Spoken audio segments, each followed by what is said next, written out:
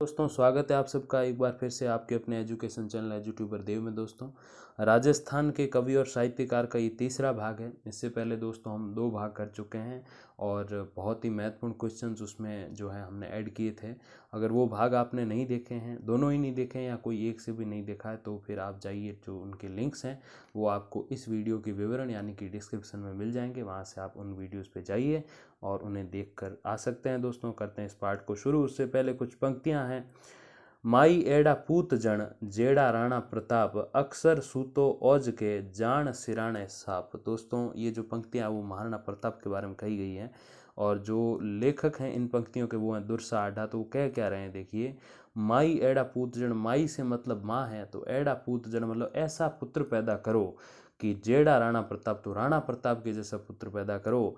अक्सर सूतो औज के जान सिराने साहब, तो अक्सर सूतो औज के, तो हर बार सोते समय वो एकदम से जाग जाते हैं, तो इसको सोते हुए औज का कहते हैं। जान सिराने साहब, अब सिर सिराने कोई सच में सांप नहीं, यहाँ सांप से तात्पर्य अकबर है। तो क्योंकि उनको पता है कि भाई अकबर मेरे पीछे है और मैं इसी कारण अपने महल वगैरह छोड़ के जंगलों में रह रहा हूँ, तो इसीलिए वो हमेशा सही से सो नहीं पाते थे, जागृत रहते थे। उनको पता था कि अकबर कभी भी मेरे पीछे आ सकता है और छिप के हमला कर सकता है। तो दोस्तों आप इससे समझिए कि राणा प्रताप इतने महान व्यक्तित्व थे, तो जो है उनके जैसे जो हर माँ से ये अपील करते हैं, हर एक माँ से ये दुआ करते हैं कि आप ऐसा पुत्र पैदा करो। दुर्साडा कह रहे हैं कि जो है राणा प्रताप की तरह होना चाहिए, जो सब कुछ छोड़ छाड़ के जंगलों में रहे, फिर भी सोए नहीं, जंगलों में जाके जागृत रहे, अपने जो है मेवाड़ के लिए वो जागृत रहे। तो यही कवि कहना चाहते हैं। दोस्तों ऐसी एक पंक्तियाँ अपने जो है मारवाड़ में भी काफ़ी फेमस रही है, तो वो पंक्तियाँ भी मैं आपको कभी न कभी सुनाऊंगा ज़रूर। इस वीडियो में फ़िलहाल शुरू करते हैं इस वीडियो को। राजस्थान का कालिदास किसे कहा जाता है? महाकवि माघ, मूर्णोत नैणसी, चंद बरदाई या फिर सूर्यमल मिश्रण। तो राजस्थान का कालिदास दोस्तों कहलाते हैं वो है महाकवि माघ। महाकवि माघ जो हैं वो भीनमाल जालोर के निवासी थे। दोस्तों पहले मैंने कई बार बताया कि महाकवि माघ जो थे वो अपने पश्चिमी राजस्थान के जालोर जिले के निवासी थे, भीनमाल के। अगला प्रश्न, शिशुपाल वध नामक महाकाव्य के रचनाकार कौन थे? मूर्णोत नैणसी, पृथ्वीराज, रावचंद्र सेन या फिर महाकवि माघ। तो दोस्तों बहुत ज़्यादा इंपॉर्टेंट क्वेश्चन है ये शिशुपाल वध वाला। तो दोस्तों इसके रचयिता जो थे वो महाकवि माघ थे। 20 सर्गों में विभक्त इस कृति पर भारतीय डाक विभाग द्वारा फरवरी 2009 में डाक टिकट जारी किया गया था। दोस्तों अगले प्रश्न की तरफ बढ़ते हैं। Annals and activities of Rajasthan किसकी कृति हैं? Colonel James Tod, Alexander Cunningham, Carlyle या फिर टेसिटोरी। तो दोस्तों annals and activities of Rajasthan जो है वो बहुत बड़े विदेशी इतिहासकार जिन्होंने राजस्थान में काम किया, वो कर्नल जेम्स टॉड की कृति है। टॉड द्वारा इस कृति का पहला भाग जो है वो 1829 ईस्वी में प्रकाशित करा के जॉर्ज चतुर्थ को, और दूसरा भाग जो तो मतलब इसके 2 भाग थे, तो दूसरा भाग जो था वो 1832 ईस्वी में प्रकाशित कराया और सुपुर्द कर दिया विलियम चतुर्थ को। अगले प्रश्न की तरफ बढ़ते हैं। प्रसिद्ध ग्रंथ वीर विनोद के रचनाकार कौन थे? राजशेखर सूरी, श्यामल दास, कवि कल्लोल या फिर मूर्णोत नैणसी। तो वीर विनोद के जो रचनाकार थे वो थे श्यामल दास। श्यामल दास को कवि राजा भी कहा गया है। अगला प्रश्न, आईने अकबरी के रचयिता कौन थे? दोस्तों एक बार फिर से बहुत इंपॉर्टेंट क्वेश्चन इस वीडियो में। तो अब्दुल कादिर बदायूनी, अबुल फजल अकबर या फिर अब्दुल रहीम खान खाना। तो आईने अकबरी के जो रचयिता थे वो थे अबुल फजल। अगला प्रश्न, अग्रलिखित में से कौन सी पुस्तक की रचना अब्दुल कादिर बदायूनी द्वारा की गई थी? इकबालनामा, तज़किरात उल वाक़ियात, अकबरनामा या फिर मुंतखब उस तवारीख। तो दोस्तों कौन सा जो जो है कवि है, तो मुंतखब उत तवारीख जो है उसकी रचना अब्दुल कादिर बदायूनी द्वारा की गई थी, तो ये रचना है उनकी। अगला प्रश्न, वह विद्वान या महाकवि जिसने कुंभा के शासनकाल में कीर्ति स्तंभ प्रशस्ति की रचना आरंभ की, जिसे पूर्ण उनके पुत्र ने किया, तो वो कौन थे?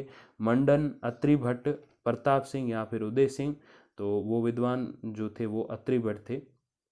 अगला प्रश्न, कौन सा साहित्यकार राजस्थानी का भाषा का शरत और राजस्थानी भाषा का दधीची के नाम से जाना जाता? तो ये राजस्थानी जो है इसका मतलब राजस्थानी भाषा है दोस्तों। तो वो कौन है जो राजस्थानी भाषा का शरत और दधीची कहा जाता है? पंडित भरत व्यास, पंडित मुरलीधर व्यास, पंडित जयशंकर आसोपा या फिर डॉक्टर मथुरालाल शर्मा। तो वो है दोस्तों पंडित मुरलीधर व्यास। राजस्थानी भाषा प्रचार सभा द्वारा पंडित मुरलीधर व्यास को राजस्थानी साहित्य वाचस्पति की उपाधि से भी विभूषित किया जा चुका है। अगला प्रश्न, पंडित मुरलीधर व्यास का प्रथम कथा संग्रह कौन सा है? कालजेरी कोर, केसरिया पगड़ी, चंद्रलेखा या फिर बरसगांठ? तो वो है दोस्तों बरसगांठ। बरसगांठ का प्रकाशन शार्दुल राजस्थानी शोध संस्थान द्वारा किया गया था।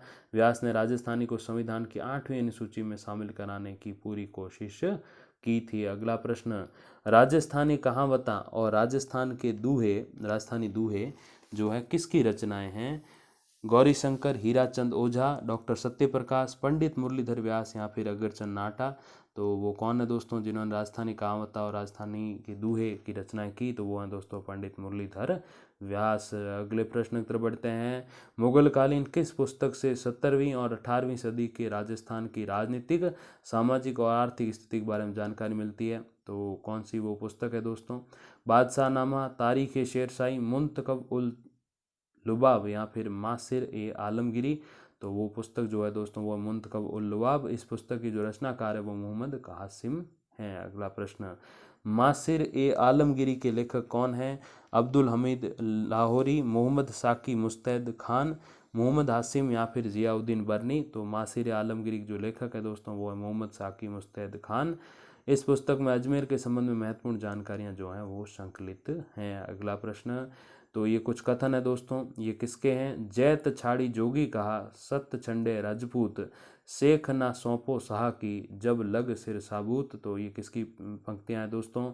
महाराणा प्रताप, महाराणा कुंभा, राणा हमीर, वीर दुर्गादास? तो ये राणा हमीर द्वारा कही गई पंक्तियां हैं। अगला प्रश्न, राजस्थान के साहित्यकार हरिराम मीणा को किस पुस्तक के लिए मीरा पुरस्कार प्रदान किया गया? अनुभव प्रकाश, आनंद विला, नीति मंजरी या फिर हाँ मेरा चांद? तो वो कृति दोस्तों जो है वो है हाँ मेरा चांद। अगले प्रश्न की तरफ बढ़ते हैं। भारतीय प्राचीन लिपिमाला और सोलंकियों का इतिहास पुस्तकों के रचयिता कौन है? मोहनोत नैणसी, गौरीशंकर हीराचंद ओझा, अगरचंद नाटा या फिर डॉक्टर सत्यप्रकाश? तो दोस्तों भारतीय प्राचीन लिपिमाला और सोलंकियों का इतिहास पुस्तकों के रचयिता जो है वो है गौरीशंकर हीराचंद ओझा। अगले प्रश्न की तरफ बढ़ते हैं। मूंछों वाले मामा जी कृति के लिए किस रचनाकार को शंभू दयाल सक्सेना पुरस्कार से सम्मानित किया गया? भट्ट, सदाशिव, श्यामल दास, शिवचंद भरतिया या फिर इंद्रजीत कौशिक? तो मूंछों वाले मामा जी कृति के लिए जिन्हें शंभू दयाल सक्सेना पुरस्कार दिया गया वो हैं इंद्रजीत कौशिक। अगले प्रश्न की तरफ बढ़ते हैं। हाड़ौती का भाषा के अर्थ में प्रयोग सबसे पहले किसके द्वारा किया गया? Uddyotan Suri, Kellogg, colonel James Tod या फिर शालीभद्र सूरी? तो कौन थे जिन्होंने हाड़ौती का भाषा के अर्थ में सबसे पहले प्रयोग किया? तो वो थे केलॉग। अगले प्रश्न की तरफ बढ़ते हैं। प्रसिद्ध राजस्थानी साहित्यकार जिन्होंने गालिब की रचनाओं का राजस्थानी में अनुवाद किया क्योंकि वो उर्दू में थी, तो वो कौन है? अल बशीर, असलम बेग, बशीर अहमद मयूख या फिर उस्ताद जकियारुद्दीन? तो कौन थे दोस्तों? तो वो है बशीर अहमद मयूख। अगले प्रश्न की तरफ बढ़ते हैं।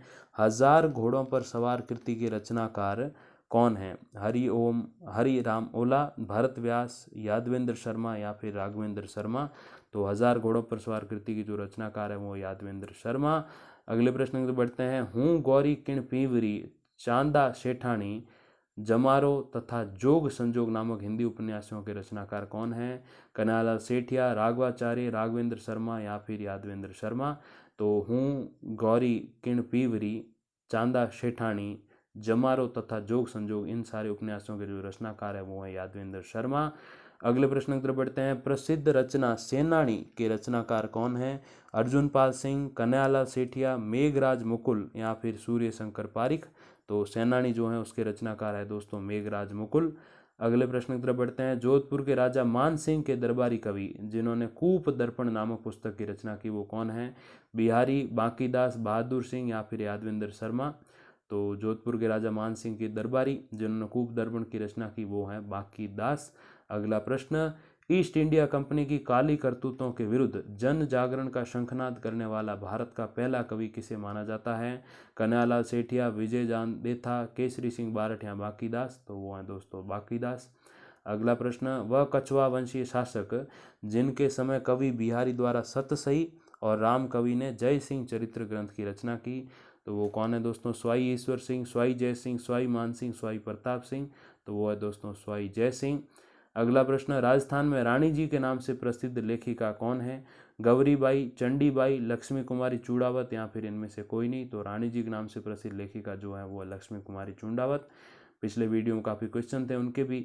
लक्ष्मी कुमारी चुंडावत की कृतियां हैं दोस्तों मांझल रात, हुंकारा दोसा, गिर ऊंचा ऊंचा गढ़ा, या फिर ये सभी। तो ये सभी और भी कई सारी उनकी कृतियां जो हमने पिछले वीडियो के एक प्रश्न में शामिल की थी। अगला प्रश्न दोस्तों, पीथल नाम से प्रसिद्ध रचनाकार जो अकबर के दरबारी कवि थे वो कौन थे? महाराजा अनूप सिंह, पृथ्वीराज राठौड़, स्वाई मान सिंह, या फिर राजा मान सिंह। तो अकबर के जो है प्रसिद्ध दरबारी कवि जिन्होंने पीतल नाम से जो रचना करते थे वो थे पृथ्वीराज राठौड़। अगला प्रश्न, बादशाह नामा पुस्तक के लेखक कौन है? अब्दुल कादिर बदायूनी, अब्बास खान सरवानी, अब्दुल हमीद लाहौरी, या फिर अमीर खुसरो। तो बादशाह नामा पुस्तक के जो लेखक हैं वो है अब्दुल हमीद लाहौरी। अगला प्रश्न है दोस्तों, कुछ पंक्तियां हैं। लाऊं पे सिर लाज हूँ सदा कहाऊं दास, गणवे गाऊं तुझे गुण पाऊं वीर प्रकाश। तो ये दोहे जो है ये पंक्तियां हैं वो किसकी हैं? श्यामल दास, कालिदास, दादू दयाल, सूर्यमल मिश्रण। तो वो है दोस्तों सूर्यमल मिश्रण की। अगले प्रश्न की तरफ बढ़ते हैं। इतिहासकारों द्वारा किस ग्रंथ के आधार पर मूणोत नैणसी को राजपूताना का अबुल फजल कहा जाता है? मारवाड़रा परगनारी विगत, नैणसीरी ख्यात, ये दोनों, या फिर इनमें से कोई नहीं। तो किस ग्रंथ के आधार पर मूणोत नैणसी को राजपूताना का अबुल फजल कहते हैं? तो वो है नैणसीरी ख्यात। अगला प्रश्न, डिंगल साहित्य की महान कृति वीर सतसई के रचनाकार कौन है? कवि कल्लोल, सूर्यमल मिश्रण, कवि श्यामल दास, या फिर चंद बरदाई। तो डिंगल साहित्य की महान कृति वीर सतसई के जो रचनाकार हैं वो हैं सूर्यमल मिश्रण। इस कृति में जो है दोस्तों 288 दोहे जो हैं वो संकलित हैं। तो दोस्तों आपको वीडियो बिल्कुल अगर ज्ञानवर्धक लगा है तो आप इसको शेयर कीजिए और लाइक का बटन बिल्कुल दबा दीजिएगा। और आपने बहुत अपना महत्वपूर्ण समय निकाल के हमें दिया, इस वीडियो को दिया, उसके लिए बहुत बहुत धन्यवाद। नमस्कार।